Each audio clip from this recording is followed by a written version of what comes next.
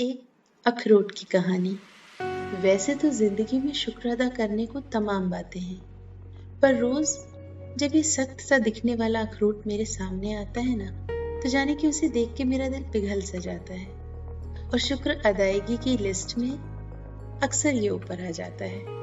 बात उन दिनों की है जब मेरी उम्र रही होगी यही कुछ 5 या 6 साल, क्लास पहली या दूसरी।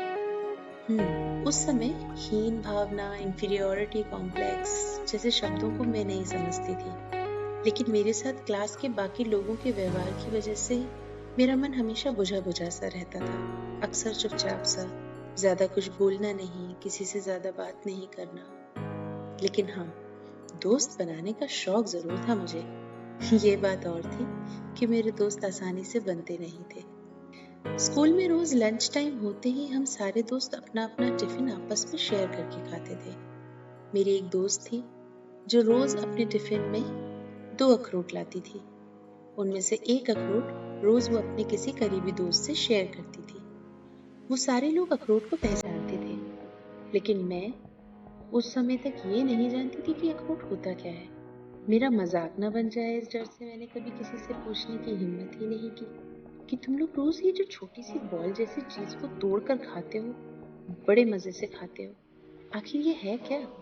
इसे क्या कहते हैं? या इसका स्वाद कैसा होता है?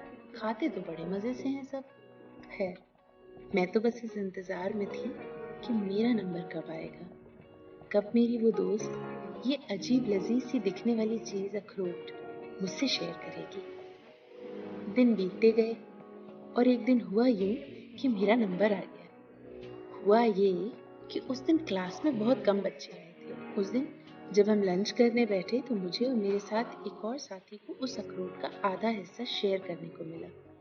उफ, क्या गजब का स्वाद है। अखरोट को खाते ही ये मैंने अपने मन में कहा।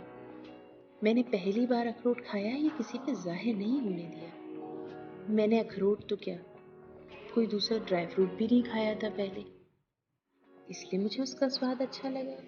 या इतने समय से उसे चखने की चाहत मेरे दिल के अंदर छुपी हुई थी, इस वजह से उसका स्वाद मुझे सबसे उम्दा लगा। उस वक्त ये मैं समझ नहीं पाई। मैं तो जैसे पहली बार में ही तृप्त हो गई।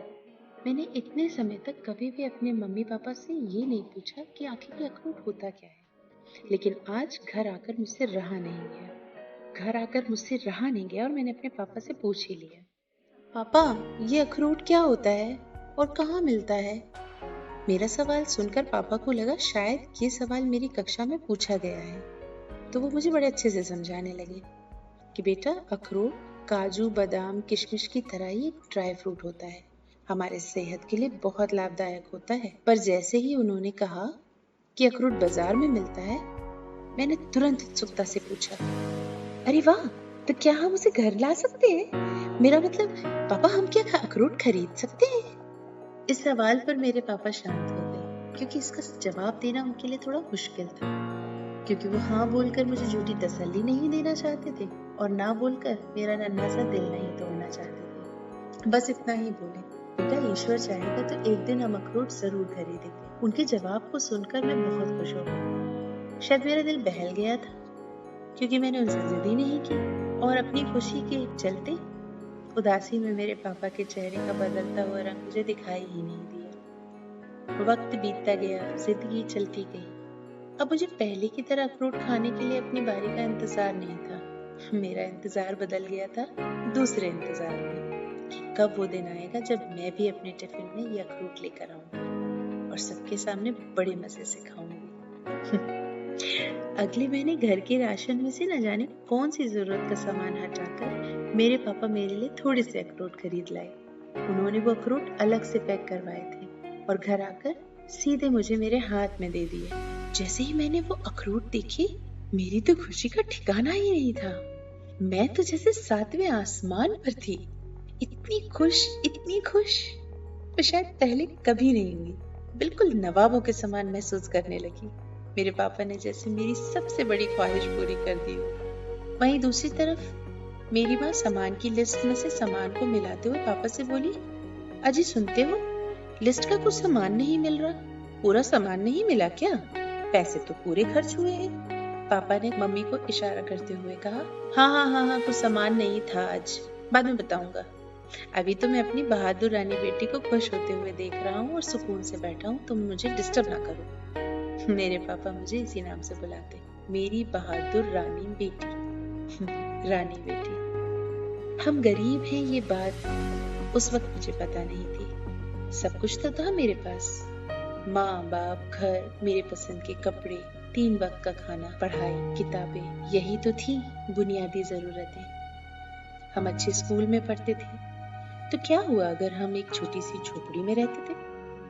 हम अपने स्कूल रिक्शे से जाते थे। तो क्या हुआ अगर माँ अपने ऑफिस पैदल और पापा एक टूटी सी पुरानी साइकिल चलाते थे? हर जन्मदिन और त्योहार पर हम नए कपड़े पहनते थे। तो क्या हुआ अगर माँ बाप बस 4 ही जोड़े कपड़े पूरे साल चलाते थे?